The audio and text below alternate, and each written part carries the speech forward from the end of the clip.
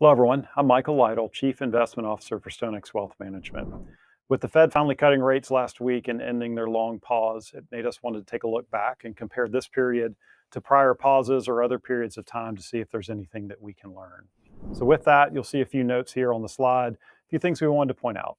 So, first off, these are the 10 longest pauses that we found back to the mid 70s. So, just to define what that means, we were not looking at the peak in rates. So, the Fed raised rates and then stops and waits to lower them. That's not what we're looking at. We were looking at once they start to lower rates, is there an extended gap or a pause in the middle of that rate cutting campaign where they continue cutting again?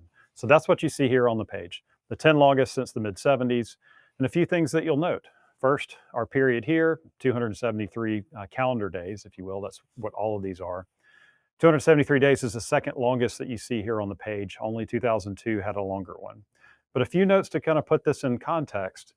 6 of the 10 periods you see here were longer than 200 days. So we weren't that far out of norm, even though we were second longest.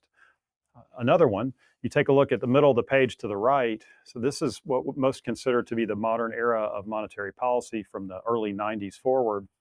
And there's 6 of those periods. 4 of those 6 had delays longer than 200 days. So not unusual again. What is a little unusual is if you look at the dates at the bottom, our period here, it's been 17 years since we've seen a delay like this. And then you keep looking to the left, just 5 years prior to that, and then a year prior, and then 7 years prior.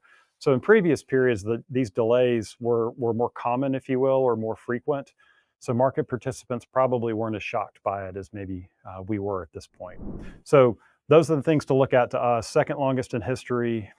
Delays over 200 days, not unusual, particularly even in the modern history here. However, given the Fed's updated projections and what the market thinks, we don't think the next delay between now and the end of October will be long enough to make this list. So with that, thank you for stopping by.